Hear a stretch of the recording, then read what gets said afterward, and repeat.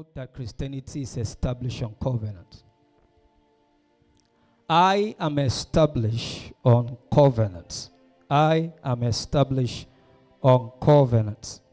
This morning, I'll be teaching you biblical covenants.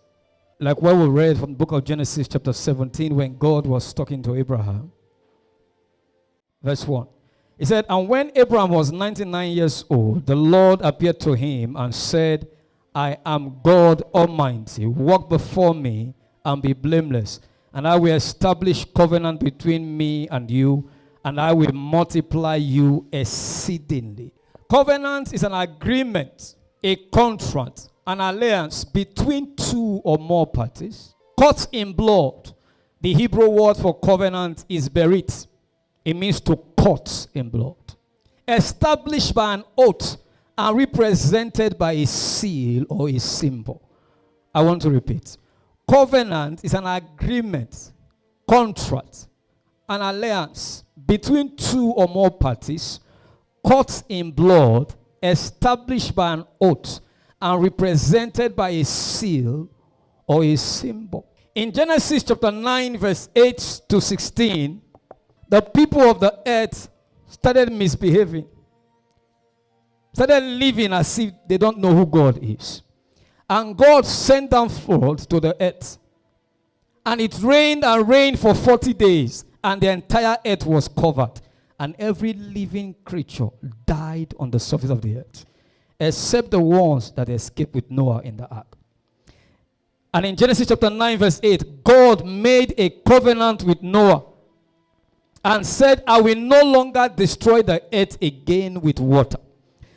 And a symbol was placed in the heaven, known as the rainbow. In Genesis chapter 17, God found a man called Abraham and turned his name to be Abraham. And he said, I will make you the father of many nations, and through you shall all the nations of the earth be blessed. And he sealed the covenant with circumcision. Then after Abraham, he met a man called Moses and established a covenant with him at Mount Sinai and sealed it with the Torah, which we call the 10 commandments. And after that, in 2 Samuel chapter 7, he met a man called David and established a covenant with him.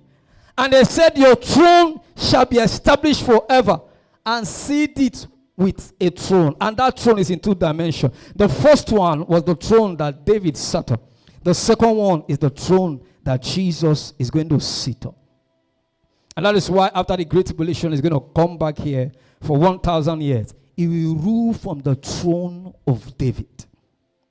That was a covenant established by God between David. Then in Jeremiah chapter 31, verse 31, he established a covenant which is known as the new and everlasting covenant, which is sealed on the day of crucifixion when his son was hanging on that cross. And upon the blood of Jesus, a new covenant was established, which was sealed with the blood of Christ. There are about 8 or 9 covenants, but we have 5 major covenants in the Bible. The first one is the Noahic covenant, which I just read to you, Genesis chapter 9.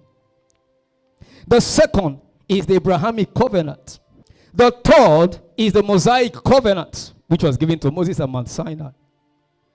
The fourth is the Davidic covenant, which was given to Moses, and where we read 2 Samuel chapter 7. The fifth was the new covenant, which was given and established by our Master and Lord Jesus Christ. And Jeremiah prophesied it. He said, behold, the days come, said the Lord, that I will make a new covenant with the house of Israel and with the house of Judah. Verse 32. Not according to the covenant that I made with their fathers in the day that I took them by the hand to bring them out of the land of Egypt, which my covenant they break, although I was an husband unto them, said the Lord. If you read verse 34, 35, you're going to see some things that God said about the new covenant. Why is covenant important? Most Christians don't understand what Christianity is. Christianity is not a casual relationship. Christianity is a covenant-based relationship. There are 4 principal elements you find in a covenant. The first element is a contract. The second element is an oath. The third element is the blood. The fourth is a seal or a symbol. If these 4 elements are not represented in a covenant, what you have is a casual agreement. Both parties can walk away from it, and there will be no repercussion. Nothing will happen. The relationship that we have as Christians is a covenant-based relationship. In the Garden of Eden, when God established that garden, He brought in a man called Adam to tend the garden and take care of it. Along the line, the devil came through the serpent and was able to deceive the man and his wife, and they lost their relationship with God. And so, when they lost their relationship with God, the man on earth started propagating, giving birth to children. The population of the earth grew, but they grew apart from God. They grew without knowing God. And when sin and iniquity increased upon the earth, the Bible said God was angry. And He said, my spirit can no longer put up with man. And He sent rain upon the earth. And flood covered the earth for 40 days. And every living thing upon the surface of the earth died, except the ones that entered the ark with Noah. And He made a vow to Noah. He said, no longer will I destroy the earth out of anger. I'm going to put a rainbow. So whenever it is raining, it keeps raining. It keeps raining. And the rainbow pops up. I will remember my covenant with you. And I will not destroy the earth again with water. But the generation of Noah, after Noah, lived a very reckless life. They went into idolatry. They started worshiping Satan. Started worshiping different gods. Some were worshiping snake. Some were worshiping elephant. Some were worshiping bird. Things that God created became God to men. And God was angry. And He was looking. And He was looking. And eventually He found a man known as Abraham. And He called him out of his father's house and made a covenant with him. So there are 5 major covenants in the Bible, which I've just listed for you. In that 5 major covenants, there are 3 kinds of covenant if you aggregate them. The first one is what we call the grant covenant. The grant covenant is a covenant between a superior and a lower authority, where the superior person makes an agreement, makes a contract with a lower authority, promising him that he's going to bless him, he's going to provide for him, he's going to protect him. Just like what God said to Abraham. He said, in multiplication, I will multiply you. In blessing, I will bless you. And through you shall all the nations of the earth be blessed. That is what we call grant covenant. The grant covenant can be defined, can be found in 4 of the covenants I just mentioned. The first of the grant covenants is the Noahic covenant. The second of it is the Abrahamic covenant. The third is the Davidic covenant. And the fourth is the new covenant. These 4 covenants falls under the group of grant covenant, where a superior makes a promise to an inferior person. So for example, you have 2 kingdoms. One has mighty warriors, over 10 million population. You have another kingdom that has few warriors, less than 1 million population. And the king of the 10 million population comes to the house of the king of 1 million population and said, do you know what I need from you? He said, no, I just want us to be at peace. I want my men to be able to marry your women. I want your women to be able to marry your men to be able to marry my women. I want my men to go to your water. Whenever they are farming close to your area, they can drink from your stream. I just want a relationship with you. But from today, any nation that stands against you in battle, call me. My army will fight for you. If you don't have grain to plant, come and meet me. We will give you grain. If your people are sick, come and take medicine from me. That is what we call grant covenant. With nothing in return. There's nothing that the lower king gives. It's called grant covenant. The second kind of covenant is what we call kingship covenant. We call it kinship. K-I-N, ship, S-H-I-P. This is the covenant between two equals. It's like the covenant of a husband and a wife. When a man gets to the age where he wants to marry, he goes to the house of another, picks a woman. Both of them come together, make an agreement, a law binding both of them. And on that covenant, a family is established. So for example, one of the rules of that covenant is that the day I marry you, you will not sleep with another woman. The day I marry you, you will not sleep with another man. The children that will come from your loins, from your womb, will be my children only. You will sleep in my house and wake up in my house. You will take care of me and take care of my children. I, and as the man, will protect you and provide for you. I will love you as a husband. You'll be submissive to me as a wife. Those covenants will be signed between the man and the woman. It is called kingship covenant. It's the second kind of covenant. The third kind of covenant is what we call vassal covenant. Vassal covenant, V-A-S-S-A-L. Vassal covenant is a covenant between a king and his subjects. It's a covenant between a lord and a slave. So let me give you an example what a vassal covenant is. A king of a city goes to another city, attacks that city, kills the king of that city, kill all the warriors, slaughter all the able men in that city. And when he's done doing that, what is left in that city are women, children, blind people, lame people, deformed people. He looks at them and said, your blood means nothing to me. Today, all I need from you is you go to my farm, you farm. As long as you farm, I will give you food, I will give you water. Whatever you make from my farm, you give me 90%, I keep 10%. That is a relationship, a covenant between a master and a servant. That is the kind of covenant the devil keeps. That a covenant occultic society keeps. They give you money, they ask for your heart. They ask for your life. They tell you that certain food you cannot eat. They tell you that certain women you can't marry. They tell you when to travel. They tell you when to come back. They decide what to use your money for. They can tell you you can never sleep in a 5-star hotel. That is what we call vassal covenant. The covenant between a master and a slave. Between a king and a subject. But there are two kinds of covenants. And that is where I'll be rounding up. I've given you the biblical covenant. I listed about 5 for you. And I told you in that biblical covenant, they can be aggregated. They can be grouped into grants. They can be grouped into kingship. They can be grouped into vassal. But there are two kinds of covenant. One is known as unconditional covenant.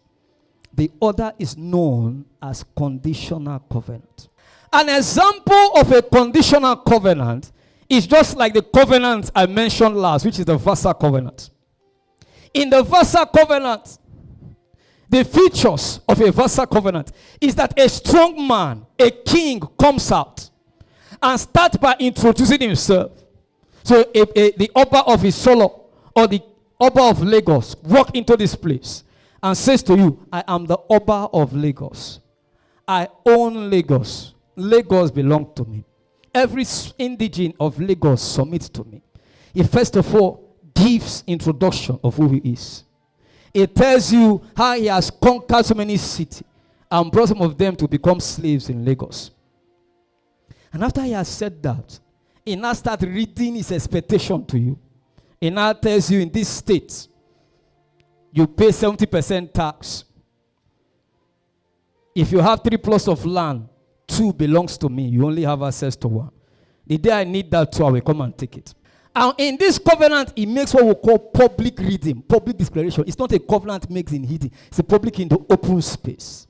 And after he has said that, he provides witnesses. His chiefs come and he asks them, are you aware that I had a covenant today with Osolo? They said, yes, sir.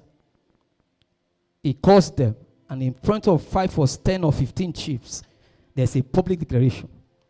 They know what he does. He reads the expectation, which is the terms of contract of that covenant. And he proclaimed blessings and curses. So which means if you obey the covenant, I will not take your wife when I want to take your wife. I will not kill your children. I will take 2 plots of land and leave 1. But if I catch you farming in any of the farmland that I have proposed to take, I'm going to kill you, kill your wife and children at the market square. That is what we call conditional covenant. That covenant can be broken. It's not everlasting. Once one party defaults, the other party is not obliged. So if the king of Lagos says, I'm going to protect you from other states, if you break that covenant, it can take you and throw you to your enemies. That is what we call unconditional covenant. Another part of that covenant is marriage covenant. Do you know why most people live the way they live today? It's because we don't understand what covenant is. Marriage covenant is a conditional covenant. It comes with consequences. And that is why most people don't understand what marriage is. You can be breaking the covenant of marriage and be trapped in marriage and suffer in that marriage and be frustrated in that marriage. Why? Because you have given the devil a legal ground to stand and frustrate your life. It can destroy your income, can destroy your finances. It can mess up with your children. You have money, your children just be falling sick. You'll be running to the hospital. Why? You are breaking the condition of marriage. I said there are 4 elements of covenant. I said 1, there's an agreement. Is it not?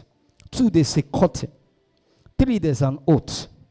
4, there's a seal or a symbol. Let me use marriage for example. When a man or woman wants to get into marriage, if they are Christians, they go before what? They go before the church. They go through marriage counseling.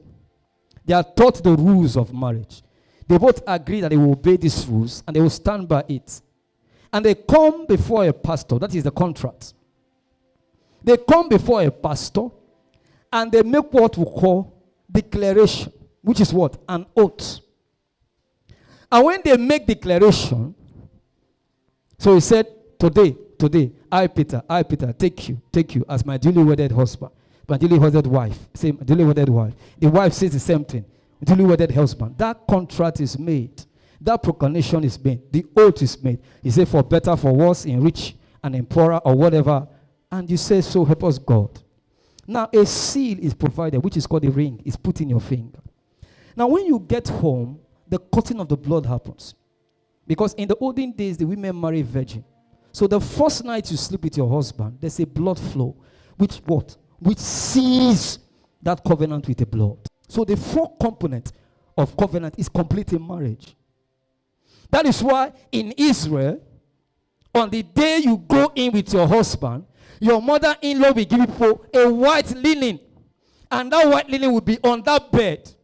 After you finish sleeping with your husband, they will come and take that white linen. If there's no blood stain on it, that marriage is divorced. It dissolved. Why? Because the marriage was not caught in blood. That marriage is forfeited. They dragged that lady out and stoned her at the public place. Why? Because she has broken one of the vows of the covenant, which is what? Cutting of blood. So the question is, why did God come through covenant? The first aim of God coming through covenant was to reveal himself to man. God came to reveal himself to man through covenant. And in revealing himself to man, he laid the condition that made him a holy God. And said, I am a holy God. There's none beside me. Another covenant that is a conditional covenant is the Mosaic covenant. He said, if you will obey me and trust me, I will bless you and prosper you. Let's read Exodus. Let us see if I'm just quoting from my head. Chapter 19, verse 5 to 6. So on Mount Sinai, God gave a covenant, but it was a conditional covenant. He said, now therefore, if you will obey my voice indeed, and keep my covenant, then ye shall be a peculiar treasure unto me, above all the people, for all the earth is mine. So the condition for this contract is you must obey and trust me. So the Mosaic covenant was a conditional covenant that was given to Moses at Mount Sinai, and God listed the conditions for man to obey. He said, and ye shall be unto me a kingdom of priests and a holy nation. These the words which thou spake unto thy children of Israel. Verse 7. And Moses came and called for the elders of the people, and laid before their faces all the words which the Lord commanded him. He brought the 10 commandments. He placed it in front of them, and he told them the do's and don'ts. No Christian lives a very successful Christian life without a covenant-based Christianity. God is not interested in casual relationship. God is only interested in covenant relationship.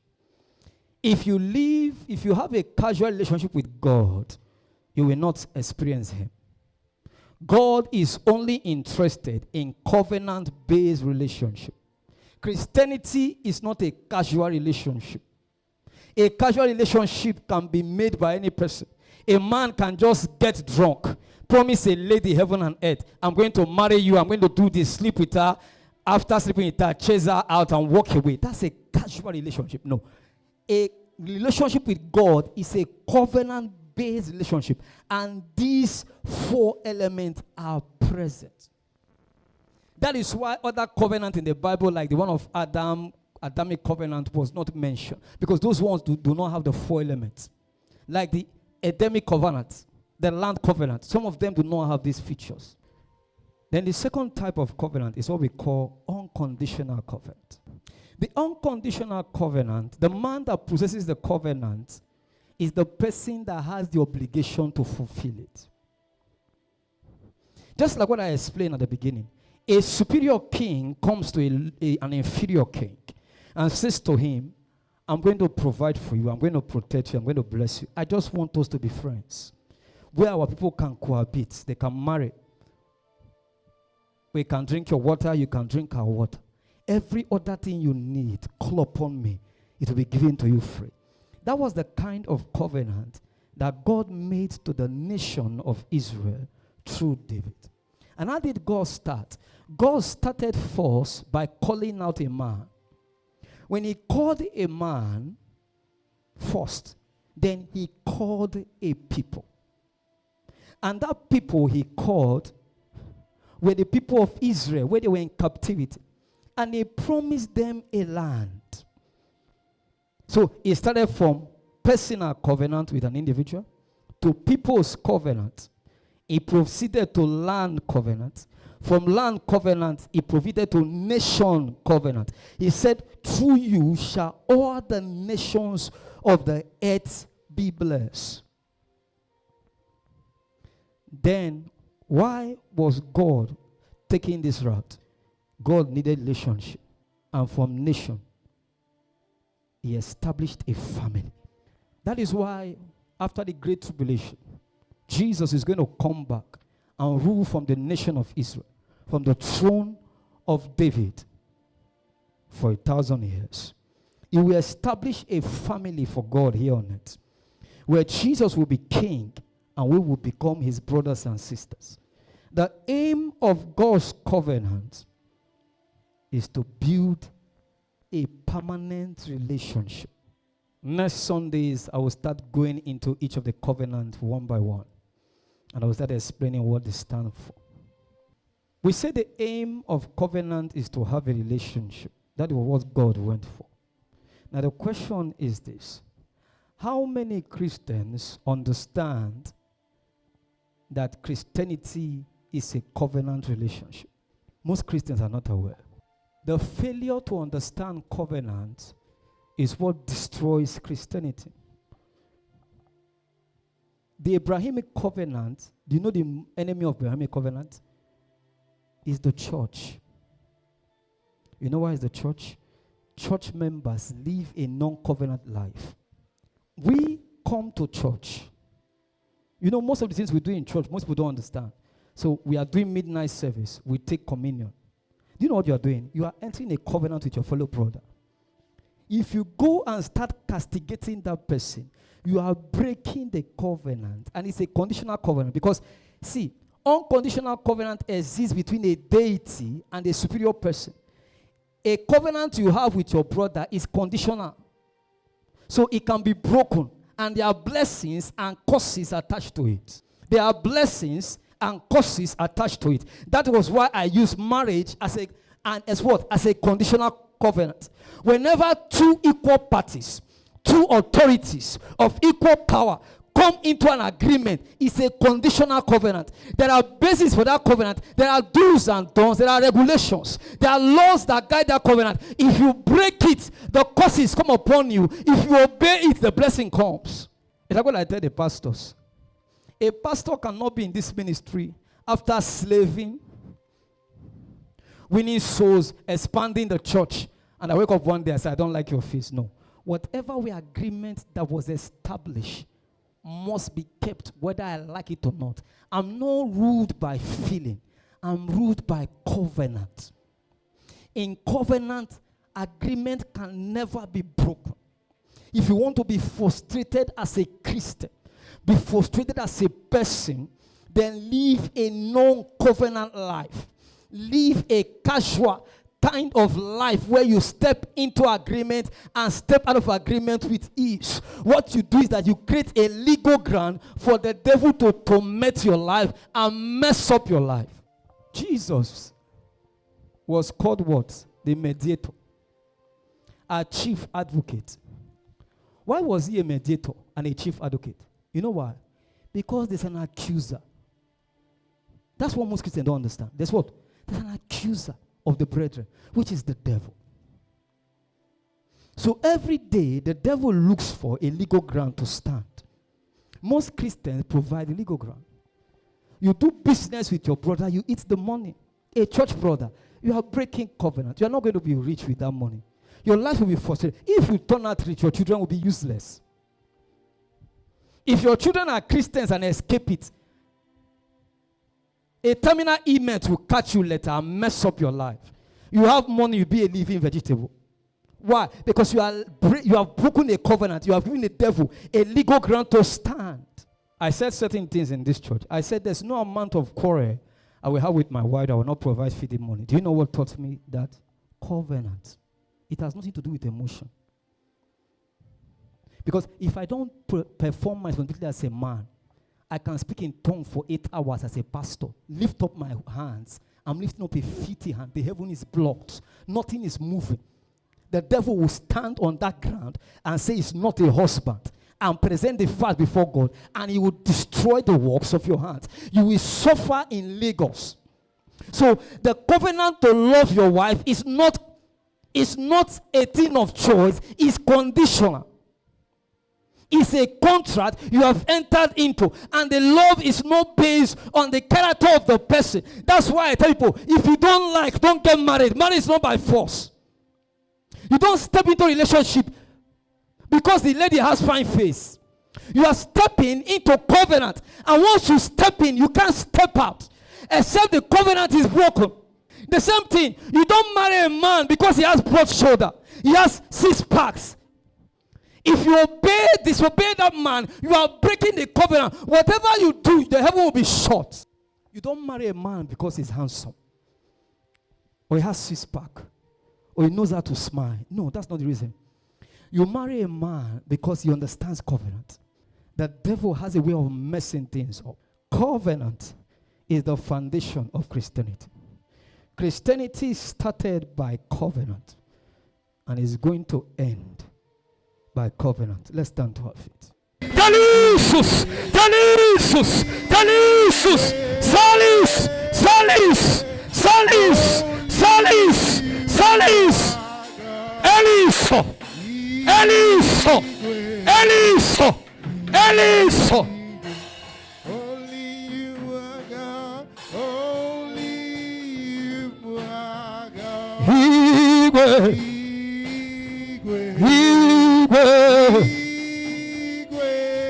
Only you are God. Only you are God. Igwe.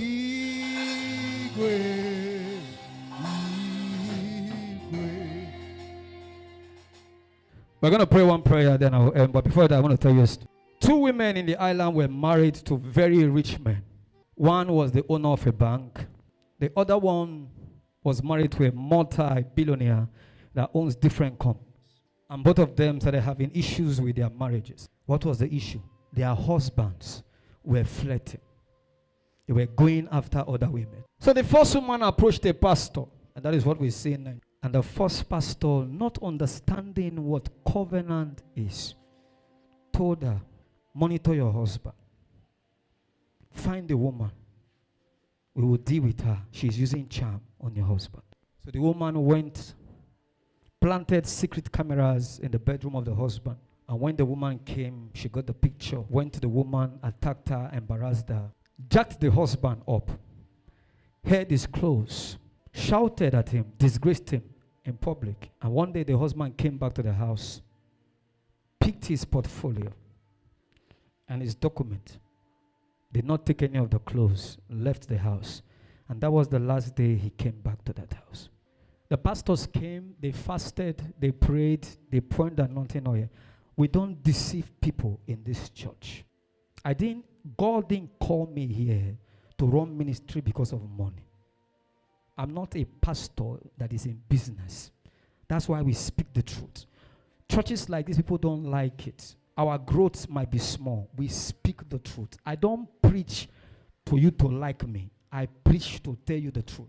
So I called the woman and I told her, I said, Madam, what you are doing is adverse covenant, anti-covenant rather. She said to me, what do you know about marriage? You're not married. I was not married then. To cut the long story short, the husband left her, got married to the other woman. You know why? Because the woman she was getting married to was a divorcee. Her first husband had left her. So she now knows how to handle men, how to submit to a man. She has learned her lesson. So that one submitted to the man. The man married her. They gave birth. The man went to another place. He has the money. Abandoned the house in the island, bought another house, built it, massive house. When the children saw that Papa was bringing money, they abandoned their mother and started following their father. The woman lost the husband, lost the marriage. The second woman came to another pastor that understands covenant. The pastor said to her, pray for your husband. Don't abuse him. Don't attack him. He said, Pastor, you don't understand. He brings the girls to a matrimonial bed. The pastor said, once you don't break the covenant, the power that God, because covenant, there's a deity. When two equal people come into covenant, there's a deity that is higher than the two of them. And that deity holds the break of the covenant responsible. He said there's a deity that is stronger than your husband that will call him to account. So the man will come back with the girlfriend, enter the matrimonial bed. The girl will come out, make up, and they will go out. Not once, not twice. The woman will come, the woman will cry. The pastor will tell her, play your part of the covenant. Be submissive to your husband. That is what the covenant demands. To cut the long story short, the husband came back with a very beautiful lady. They had fun in the night.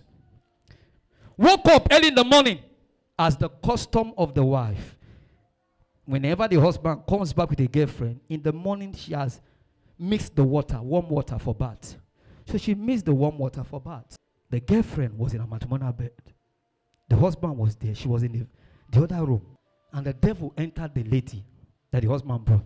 He said, what kind of rubbish is this? This water is too hot. What rubbish is this? And was shouting, can you go and call that nanny or whatever?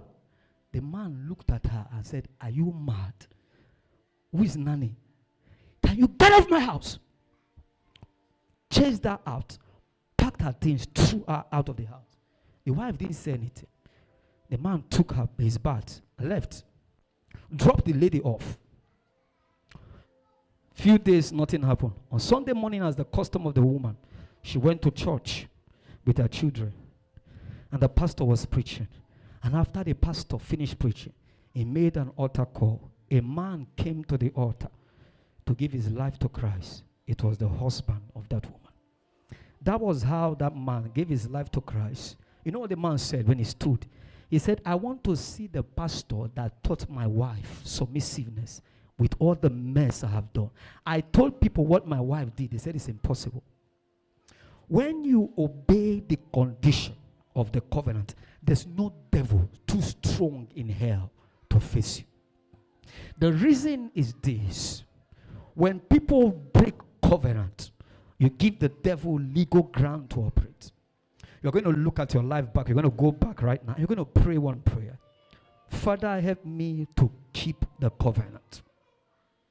Help me to keep the covenant. It is not sweet to keep it. The condition of covenant is not a sweet one. The condition of covenant does not make you laugh. Sometimes it will make you cry. Sometimes it will make you weep. I have wept keeping covenant. I have cried keeping covenant. I have asked God why keeping covenant. On so many occasions, I've asked him why keeping covenant. Covenant with friends. Brothers have stabbed me in the back. I cried on my bed. I asked God why. The condition of covenant is not sweet. But if you keep it, if you keep it, if you keep it, if you keep it, and demo satabeles. If you keep it, sombata atile this, the blessings will come upon your life.